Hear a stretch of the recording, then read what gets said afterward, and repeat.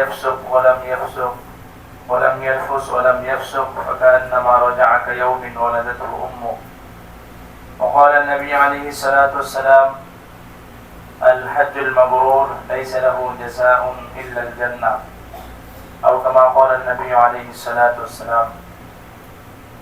মুআজ্জাজ সম্মানিত আল্লাহর ঘরের মেহমানবৃন্দ, আল্লাহ রাব্বুল ইজ্জতের দরবারে অসংখ্য কোটি শুকরিয়া। মহান রব্বুল ইজ্জত 1445 হিজরি মোতাবেক 2024 অনুষ্ঠিতব্য আল্লাহর মহান হুকুম ইসলামী শরীয়তের অন্যতম একটি রুকুন, অন্যতম বিধান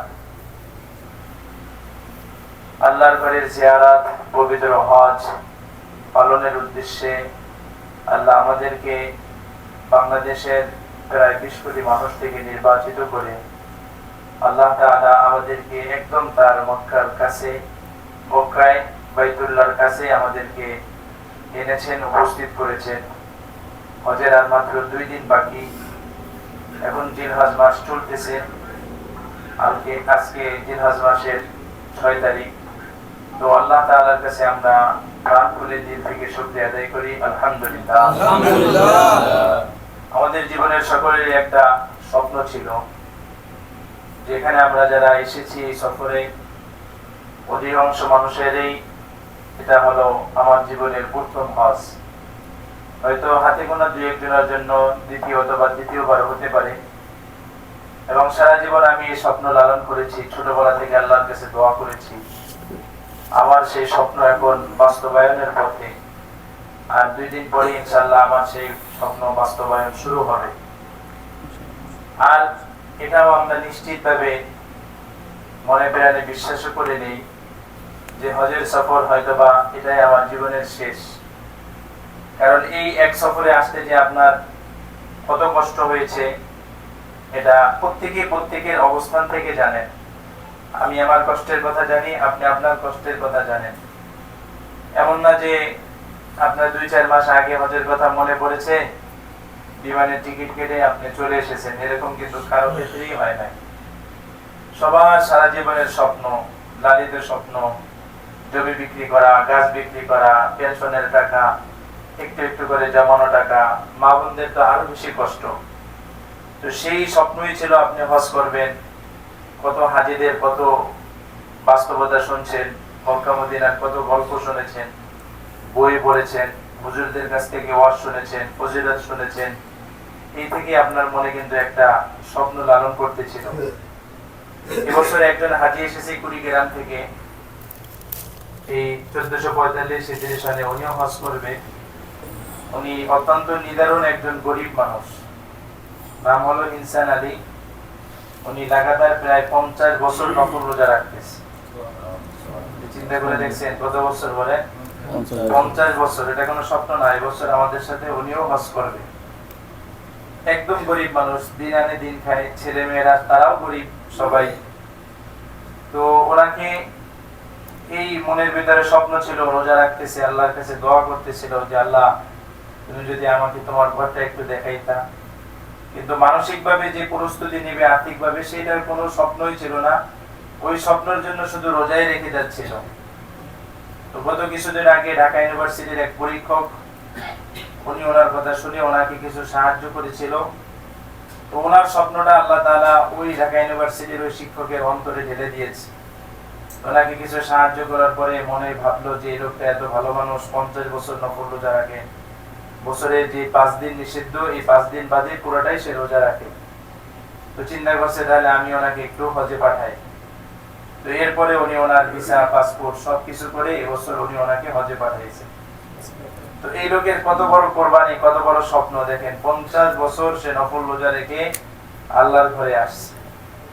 এরকম হাজারো ঘটনা, হাজারো ইতিহাস আছে। তো এই বছরটা যেহেতু এটা নতুন, এই জন্য বললাম আমাদের কাছে এরকম অনেক ঘটনা আছে। আমাদের অনেক মুসল্লিদের জীবনের অনেক কষ্টের অর্জিত টাকার স্বপ্নের হজটাকে এই একটাই হজ।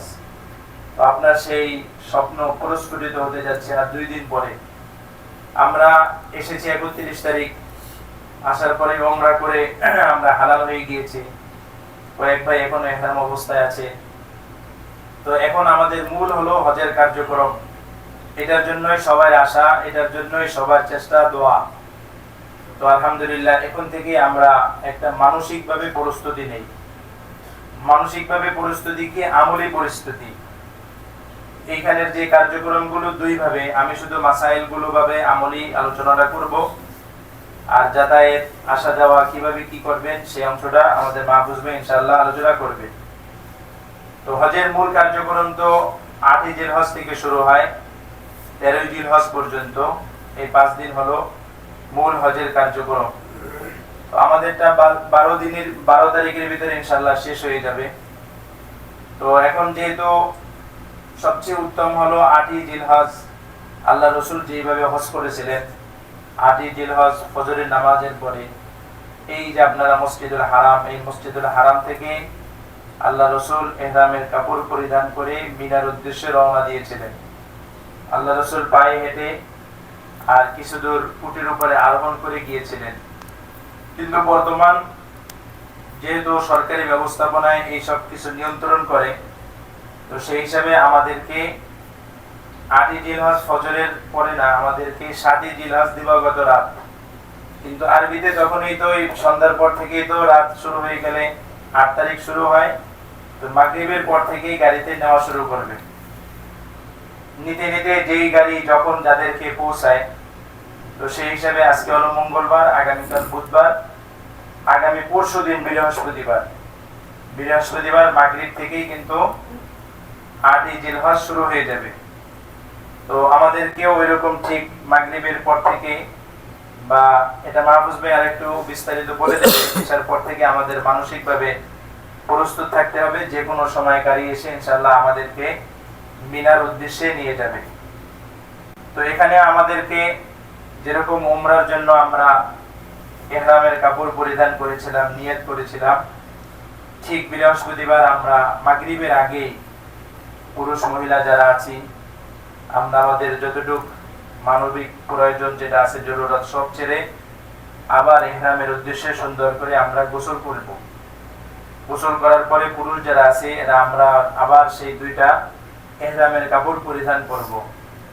করার পরে আমরা ইচ্ছা করলে আপনি মসজিদুল হারাম থেকে ওখানে গিয়ে 2 রাকাত নামাজ পড়ে 3 বার তালবিয়া পাঠ করে আপনি তখন নিয়ত করবেন, আল্লাহুম্মা ইন্নী উরিদুল হাজ্জা ফায়াসসিরহু লি ওয়া তাকাব্বালহু মিন্নি।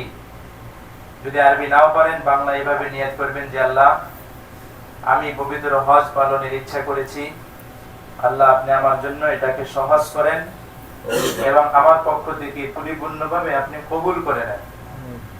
যদি মসজিদুল হারাম থেকে না করেন তো হোটেলে বসেও আপনি আপনার মতো করে গোসল করে ইহরামের কাপড় পরিধান করে সুন্দর করে 2 রাকাত নামাজ পড়বেন। নামাজের পরে আল্লাহ তাআলার কাছে দোয়া করবেন, দোয়ার পরে 3 বার তালবিয়া পাঠ করবেন। পুরুষ যারা একটু জোরে জোরে পড়বো, লাব্বাইক আল্লাহুম্মা লাব্বাইক লাব্বাইক লা শারীকা লাকা লাব্বাইক ইন্নাল হামদা ওয়ান নি'মাতা লাকা ওয়াল মুলক লা শারীকা লাক। 3 বার জোরে জোরে পাঠ করব। আমরা মা বোন যারা আছি আমরা আস্তে পাঠ করব। বাস আলহামদুলিল্লাহ, এখন থেকে আপনি পুরোপুরি মুহরিম হয়ে গেছেন।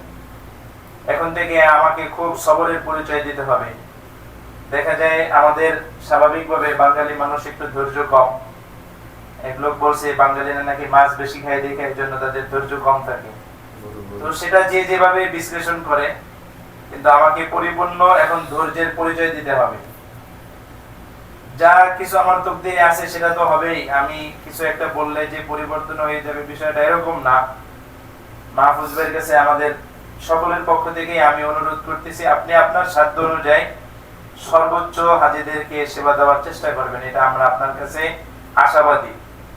তো যদি উনি ওনার সর্বোচ্চ আপনার সার্ভিস দিতে গিয়ে যদি ত্রুটি হয়, সেটা আমরা ইনশাআল্লাহ সবরের সাথে আমরা মোকাবেলা করার চেষ্টা করব ইনশাআল্লাহ।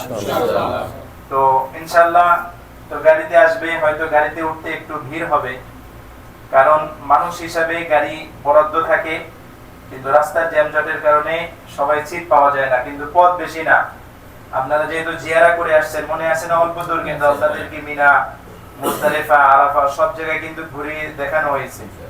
আমি যে গাড়িতে ছিলাম আমি প্রত্যেকটা জায়গার একদম বিশদভাবে বিস্তারিত আলোচনা করেছি, হাত দিয়ে দেখিয়ে দেখিয়ে দিয়েছি। আর এক গাড়িতে মাহফুজ ভাই ছিল, উনিও আশা করি আপনাদেরকে বিস্তারিত দেখিয়েছেন। তো সেই পথে আপনি যাচ্ছেন। তো এখন থেকে খুব বেশি পরিমাণে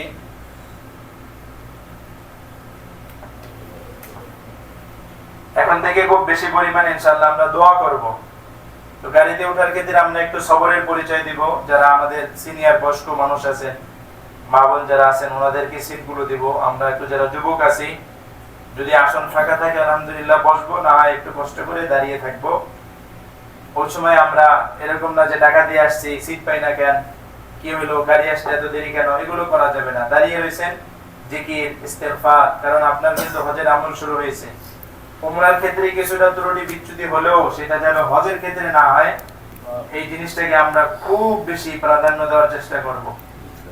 আর কথা কথা দুনিয়াবি একদম প্রয়োজন না হলে নয়, আমরা ইস্তেগফার করি, দুরূদ শরীফ পড়ি, এরপরে জিকির করি, যে যতটুকু আমল পারি। অনেকের আলহামদুলিল্লাহ সূরা ইয়াসিন মুখস্থ আছে, অনেকের সূরা মুলক, এরপরে যে সূরাগুলো মুখস্থ আছে আপনি সেগুলো দাঁড়িয়ে দাঁড়িয়ে পড়েন। কিছু না পারেন অন্তত একটা তাসবিহ নেন, ডিজিটাল তাসবিহ 1000 বার আপনি সূরা ইখলাস পড়েন। আপনি এখন যে দোয়া করবেন সেই দোয়াগুলো আপনার কবুল হতে থাকবে। তো আলহামদুলিল্লাহ এরপরে আমাদের জন্য নির্দিষ্ট মিনার তাবু রয়েছে। সেই মিনার তাবুতে আমরা আলহামদুলিল্লাহ চলে যাব। যাওয়ার পরে গিয়ে আপনি একটু আশপাশটা খেয়াল করবেন, খেয়াল করে আপনি আপনার মতো করে চিনে নেবেন যে আপনার তাবু নাম্বার কত, পাশের তাবু নাম্বার কত, রোড নাম্বার কত, প্রত্যেকে যেন আপনি নিজের মতো করে চিনে নেবেন। তো চিনার পরে ওটার ভিতরেও ইস্তেঞ্জার ব্যবস্থা আছে, একটু বের হইলে বাহিরেও ব্যবস্থা আছে, পুরুষদের জন্য আছে, মহিলাদের জন্য আছে। ওখানে যদি বেশি ভিড় দেখেন একটু বাহিরে আশপাশে তাকাইলেই মোটামুটি যেরকম পুরুষের চিহ্ন দেওয়া আছে, মহিলাদের বাথরুমের ব্যবস্থা আছে। আমাদের যে সময় গিয়ে রাত্রে পৌঁছায় বাকি অংশটা আমরা একটু বিশ্রাম করব। এরপরে ফজরের নামাজের পর থেকে নিয়ে ওখানে আমরা ইশরাক নামাজ পড়ব। ফজরের নামাজের পরে 3 তাসবিহের আমল আছে, সেগুলো করব। 1000 বার দুরূদ শরীফ পড়ি, 1000 বার ইস্তিগফার, 1000 বার সুবহানাল্লাহ, আলহামদুলিল্লাহ, ওয়া লা ইলাহা ইল্লাল্লাহু আল্লাহু আকবার। যারা কোরআন তেলাওয়াত করতে পারি আমরা এক পারা করে কোরআন তেলাওয়াত করি। এরপরে ইশরাক নামাজ পর্যন্ত আমরা সবাই আমলের ভিতরে থাকব। গিয়ে হাই হুতাশ করা যে মিনার তাবু কেমন, এত ছোট তাবু, এত বড় তাবু, আমাদের এসি কিরকম, কোন দেশের মানুষের কি, এগুলোর দরকার নাই, কারণ আমি হজে আসছি। এই জিনিসটাকে খুব একটু বারবার খেয়াল করি। এরপরে রাস্তার যেগুলোর ব্যবস্থা আলহামদুলিল্লাহ সেগুলো মাহফুজ ভাই করবে, ওনাদের লোকজন আছে, আপনার জন্য নাস্তা নিয়ে আসবে পর্যাপ্ত পরিমাণ, ওখানে খাবারের ব্যবস্থা আছে। আলহামদুলিল্লাহ নাস্তা খেয়ে আপনার যদি প্রয়োজন হয় একটু বিশ্রাম করেন, 1-2 ঘন্টা একটু বিশ্রাম করেন। তো সবাই সুন্দরভাবে হোটেলের মতো বিশ্রাম করতে পারবেন না, ওখানে সিটগুলো অল্প অল্প থাকে, ছোট বালিশ, ছোট জায়গা। প্রয়োজন হয় 5 জন বিশ্রাম করলো আর 5 জন আমল করলো, আবার ওনারা 2 ঘন্টা পরে উঠে গেল, আবার ওনারা বিশ্রাম করলো। এইভাবে জোহরের রক্ত পর্যন্ত আমরা আমলের ভিতরে থাকি। প্রয়োজন হয় আধা ঘন্টা পরে আমরা আবার বসে আমরা কিছু মাসলা মাসাইল বা আলোচনা করি ইনশাআল্লাহ। এরপরে জোহরের নামাজ, ওই দিন তো জুমার দিন হবে, কিন্তু হাজিদের জন্য বিনা মুজদালিফায় জুমা নেই, আমরা জোহরের নামাজ করব। নামাজগুলো চেষ্টা করব আমরা প্রত্যেক জুমায় আলাদা আলাদা জামাতের সাথে করার জন্য। হ্যাঁ, আর সবাই দলবদ্ধভাবে, যাদের যে খিমায় থাকে, পুরুষরা পুরুষের খিমায়, মহিলারা মহিলাদের খিমায়।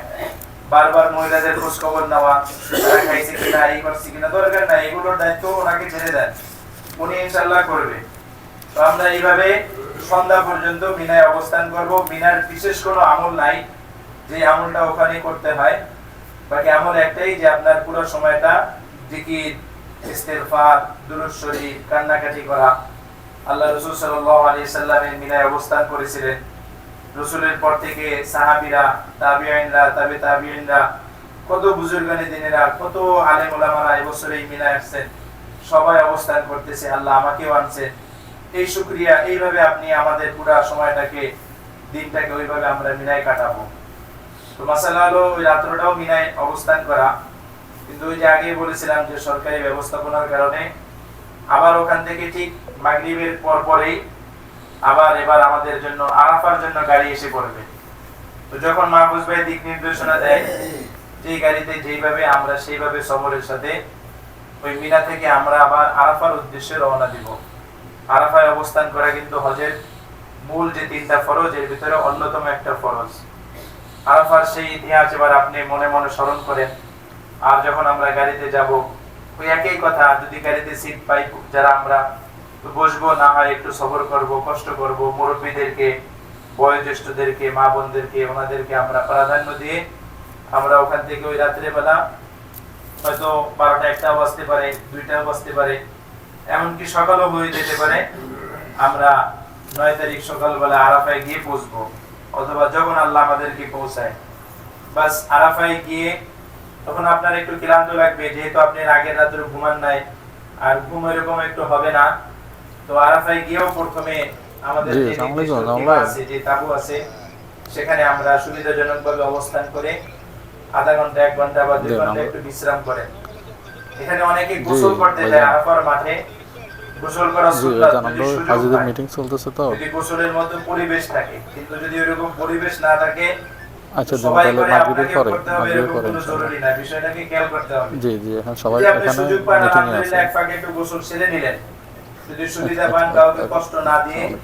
আর যদি গোসলের মতো এরকম পরিবেশ সুযোগ না থাকে, মা বোন যারা আছে আমরা গোসলের চিন্তাই করব না, পুরুষের জন্য বলতেছি, আমরা শুধু ওযু করেই ইনশাআল্লাহ কিছু সময় বিশ্রাম করে আর এরপরে আমরা আবার আমল শুরু করব, তেলাওয়াত, জিকির, তাসবিহাত।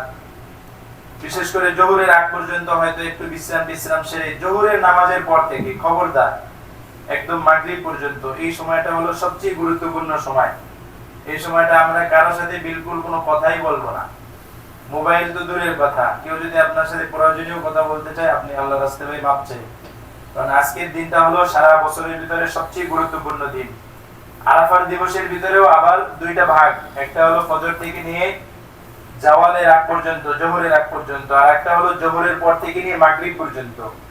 এই জোহরের পর থেকে নিয়ে মাগরিব পর্যন্ত সময়টার ভিতরে আল্লাহর হস্তে আমাদের একটা সেকেন্ডও যাতে আমাদের বিন্দু পরিমাণ যেন অযথা নষ্ট না হয়। আলহামদুলিল্লাহ আমরা সম্মিলিতভাবে দোয়া করব, আর নিজের যত রকমের আপনার মনের যত দোয়া আছে, কি দোয়া করবেন আপনারটা আপনিই জানেন। আল্লাহ তাআলার কাছে বুক ভাসিয়ে একদম অজর ধারায় কান্না করবেন। কে কি করলো না করলো সেটা আমার দেখার বিষয় না, আমি আমার আমল করব। ইনশাআল্লাহ এইভাবে আমরা সন্ধ্যা পর্যন্ত আরাফায় অবস্থান করব। তো আরাফায় এখানে নামাজের মাসালাটা একটু ব্যতিক্রম। সেক্ষেত্রে আমরা আরাফায় যখন অবস্থান করব সেখানে জোহরের সময় আমরা 2 ওয়াক্তের নামাজ পড়ে নেব একসাথে। এই মাসালাগুলো আপনাদেরকে অন্য যে যেভাবে বলুক কারো কাছ থেকে এটা নেবেন না, শুনবেন না, আর এটা নিয়ে কেউ কারোর সাথে তর্কও করবেন না। এই জন্য মাসালাগুলো আমি এখন ক্লিয়ার করে দিচ্ছি। আমরা আরাফার ময়দানে বসে আমরা জোহরের ওয়াক্তে আসরের নামাজ পড়ে নেব, এটাই হলো মাসালা। আল্লাহ রাসূল সাল্লাল্লাহু আলাইহি ওয়াসাল্লাম এইভাবেই করেছিলেন। একটাকে বলা হয় জামিয়া তাকদীম, মানে আগে নামাজ পড়া, আর একটা হলো জামিয়া তাখির। তো আমরা ইনশাআল্লাহ জোহরের ওয়াক্তের সময় আসরের নামাজ অগ্রিম পড়ে নেব, এটাই আল্লাহর হুকুম, এটাই আল্লাহর ফয়সালা। আল্লাহ রাসূল এইভাবে করেছেন, এইভাবেই আল্লাহ সন্তুষ্ট। এখানে কেন করলেন, কি করছেন, এত কিছু প্রশ্ন করবেন না মেহেরবানি করে। অমুকে দেখছি যে বলছে আলাদা আলাদা নামাজ পড়ার জন্য, তারা 2 জামাত করছে, আমাদেরকে নিয়ে হুজুর একাত্রে পড়লেন, এত কিছু কোনো প্রশ্নই করবেন না। এটাই হলো সঠিক মাসালা। আলহামদুলিল্লাহ আমরা জোহরের ওয়াক্তে আসর পড়ে মাগরিব পর্যন্ত অবস্থান করব। মাগরিবের আগে আরাফার গেট খুলবে না। আর খুব বেশি দোয়া, যত মানে সময় ঘনিয়ে আসবে, দিন যত শেষ হবে, অত বেশি আপনি দোয়া করতে থাকবেন ইনশাআল্লাহ। এরপরে আবার ঠিক মাগরিবের পরে আলহামদুলিল্লাহ আমাদের জন্য আবার গাড়ি আসবে, এই গাড়িতে আমাদেরকে মুজদালিফায় নিয়ে যাবে। এখন যদি গাড়ির প্রচন্ড ভিড় হয় অথবা রাস্তায় বেশি জ্যাম থাকে, তো আমাদেরকে মাহফুজ ভাই বলবেন ইনশাআল্লাহ আমরা হয়তো বা হেঁটেও যাব, ভয়ের কোনো কারণ নাই। আমরা সবাই সম্মিলিতভাবে যদি হেঁটে যাই তো 4-5-6 কিলোমিটার হাঁটা এটা কোনো ব্যাপার না, গাড়ির ব্যবস্থা থাকবে। যদি না হয় তখন এর কথা বলছি, আর যদি আলহামদুলিল্লাহ গাড়ি পেয়ে যায় তো আলহামদুলিল্লাহ ভালো, আমাদেরকে মুজদালিফায় গাড়িতে নিয়ে যাবে। তো মুজদালিফার সীমানা আছে কিন্তু, বিদায়াতে মুজদালিফা, ইস্তাদ মুজদালিফা, এগুলো আপনাদেরকে জিয়ারার সময় বারবার বলে দিয়েছিলাম। তো আমরা ইনশাআল্লাহ ঠিক পুরা মুজদালিফার অংশে অবস্থান করব। ওখানে কোনো তাবু নাই আর কিছু নেই, পুরা খোলা আকাশের নিচে, হয়তো রাস্তায়, পাহাড়ের পাদদেশে অথবা কোনো জায়গায় আমরা আমাদের সুবিধা মতো আমরা আমাদের কাফেলা অবস্থান করব। আলহামদুলিল্লাহ মুজদালিফায় গিয়ে এশার ওয়াক্তে গিয়ে আবার মাগরিব আর এশা তখন গিয়ে একসাথে পড়ব। এটাকে আরবিতে বলা হয় জামে তাখির, মানে দুই ওয়াক্ত নামাজ আমরা আগে পড়ছি আর এই দুই ওয়াক্ত নামাজ কি পড়তেছি বলেন শেষে পড়তেছি। এটা মাগরিবের নামাজের জন্য কেউ চিল্লাচিল্লি করবে না, যারা এই ওয়াক্ত শেষ হয়ে যেতেছে মাগরিব কই পড়বো এখনো গাড়ি আসে না, এটা নিয়ে আপনার কোনো টেনশন নাই। মাগরিবের নামাজের ওয়াক্ত শেষ হয়ে যায় কোনো সমস্যা নেই, মাগরিবের ওয়াক্ত যাওয়ার পরেই আমরা এশা, আর এশার ওয়াক্ত থাকে ফজরের আগ পর্যন্ত।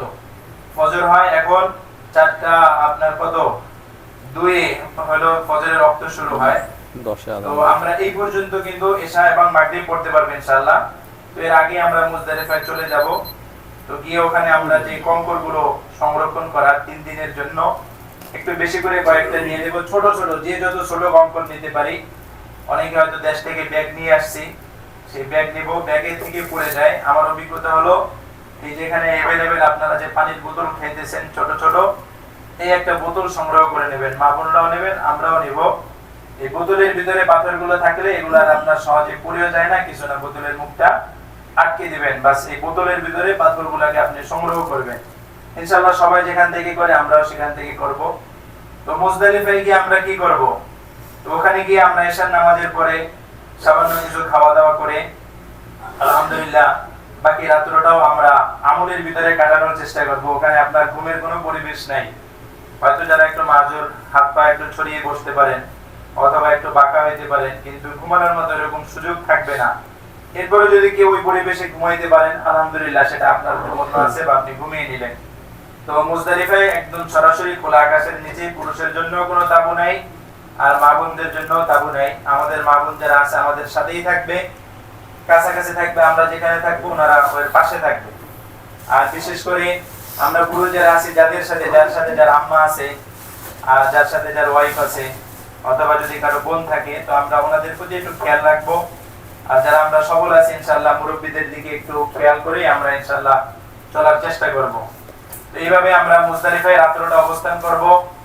হাদিস শরীফে এসেছে আল্লাহ সুবহানাহু ওয়া তাআলা সারা বছর যে পরিমাণ মানুষকে ক্ষমা করে, 9 জিলহজ আরাফার দিবস ওই পরিমাণ মানুষকে ক্ষমা করে দেন। সুবহানাল্লাহ।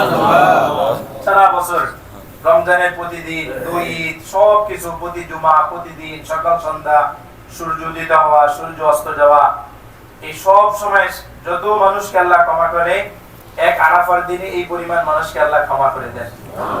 এরপরেও যদি আল্লাহ মাফ করুক কোন ব্যক্তি তার গুনাহকে মাফ করাইতে না পারে, আল্লাহ রাসূল তার জন্য এই মুজদালিফা অপশন রেখেছে যে মুজদালিফায় অবস্থান করা হলো ওয়াজিব। কোন ব্যক্তি যদি তার গুনাহকে আরাফায়ও মাফ করাইতে না পারে, আল্লাহ তার গুনাহগুলোকে মুজদালিফায় হলেও মাফ করে দেন। সুবহানাল্লাহ। এইজন্য এই মুজদালিফার রাতটাও খুবই গুরুত্বপূর্ণ রাত। আর ব্যাপকভাবে জিলহজ মাসের যে 10টা রাত্র, যেটাকে লায়ালি আশার বলা হয়, আল্লাহ পাক কুরআনুল কারীমে সূরা ফজরে পছন্দ করেছেন, ওয়াল ফাজরি ওয়া লায়ালিন আশর, শপথ ফজরের ওয়াক্তের এবং 10 রাতের। তো সকল মুহাদ্দিসিন ইকরাম এই ব্যাপারে একমত, সকল মুফাসসিরিন ইকরাম এই ব্যাপারে একমত যে 10 রাত্র দ্বারা কোন 10 রাত্র? তো এই জিলহজের এই শুরু 10 রাত্র। তো সেই হিসাবে প্রত্যেকটা রাত্রই কিন্তু খুবই গুরুত্বপূর্ণ। ইনশাআল্লাহ আমরা এইভাবে মুজদালিফায় এরকম জিকির, আমল, তাসবিহাত, ইস্তিগফার আপনি প্রত্যেকই নিজের এক একটা আমলের রুটিন করে নিতে পারেন। যে আমি আরাফায় 1000 বার সূরা ইখলাস পড়ব, যে সূরা ইয়াসিন পারেন আমি আরাফার মাঠে 10 বার সূরা ইয়াসিন তেলাওয়াত করব, আমি 10 বার সূরা মুলুক তেলাওয়াত করব, আমি 1000 বার দুরূদ শরীফ পাঠ করব। এরকম ভাবে আপনি আপনার আমলটার নিজের একটা সব তৈরি করে নেবেন ইনশাআল্লাহ। এইভাবে আমরা মুজদালিফায় সারা রাত অবস্থান করে আমরা চেষ্টা করব একদম জামারার কাছাকাছি, অর্থাৎ যেখানে পাথর নিক্ষেপ করে এটাকেই আরবিতে জামারা বলে। অনেকে বলে শয়তান, এটা আমরা বলবো না। কেউ বলে বড় শয়তান, মেজো শয়তান, ছোট শয়তান, এগুলো কি বলছে? এগুলো হলো মানুষের বানানো আলফাজ শব্দ, কিন্তু হাদিসের পরিভাষা, কিতাবের পরিভাষা এগুলো না। এটার পরিভাষা হলো জামারা, বড় জামারা, মেজো জামারা, ছোট জামারা। আরবিতে আল জামারাতুল কুবরা, আল জামারাতুল উসতা, আল জামারাতুস সুগরা। শয়তানকে তো ইসমাঈল আলাইহিস সালাম পাথর মারছে, তো এত হাজিদের পাথরেও তো শয়তান তো মরে নাই, মরছে। তাহলে আমি কাকে পাথর মারতেছি বলেন? এটা তো একটা প্রশ্ন। আমি মারতেছি আমার নফসকে। ওই শয়তানের চেয়ে বড় শয়তান হলো আমার নফস। ওই শয়তান তো অন্য ধোঁকা দেয়, আর আমার নফস আমার মাথাটাকে গরম করে, আমার সবর নষ্ট করে, আমার হজটাকে নষ্ট করে দেয়। আমি আমার নফসকে পাথর মারতেছি, এটা মনে মনে নিয়ত করব। তো আলহামদুলিল্লাহ আমরা জামারার খুব কাছাকাছি অবস্থান করার চেষ্টা করব। তো 10ই জিলহজ ফজরের নামাজ পড়ে হাজীদের জন্য ঈদের কোনো নামাজ নাই। আলহামদুলিল্লাহ এবার আর আপনার গাড়ির কোনো ব্যবস্থা নাই, এখন পুরো অংশটাই আপনাকে পায়ে হেঁটে একটু কষ্ট করে চলতে হবে। তো আলহামদুলিল্লাহ আমরা জামারার খুব কাছাকাছি অবস্থান করার চেষ্টা করব। ওখান থেকে ফজরের নামাজ আমরা মুজদালিফায় আদায় করে ইনশাআল্লাহ আমরা এবার জামারার উদ্দেশ্যে পাথর নিক্ষেপের উদ্দেশ্যে আমরা যাব। তো এই পাথর নিক্ষেপের যে রাস্তাটা আছে, একটা হলো যে আপনার খোলা মাঠ, ওখান থেকে আর মূল যখন আপনি জামারায় উঠবেন ওই রাস্তার শুরু থেকে নিয়ে জামারা পর্যন্ত 3 কিলোমিটার। এই রাস্তা খুব সুন্দর সুবিন্যস্ত রাস্তা, দুই পাশ থেকে বিশাল বড় চওড়া রাস্তা, বসার ব্যবস্থা আছে, মাঝে মাঝে পানি আছে, আর উপর থেকে অনেক জোরে পাকা করে হেলিকপ্টারের পাকার মতো যথেষ্ট বাতাস হয়। খুব ধীরে সুস্থে আস্তে আস্তে আমরা ওই 3 কিলোমিটার পথ হেঁটে যাবো। এর আগে কতটুকু লাগে সেটা বলতে পারি না। তো আমরা আস্তে আস্তে জামারার দিকে অগ্রসর হব ইনশাআল্লাহ। প্রথম দিন শুধু জামারায় কুবরা বড় যেটা, এই বড় জামারায় আমরা 7টা কঙ্কর নিক্ষেপ করব। আবেগ এখানে কাজ করলে হবে না।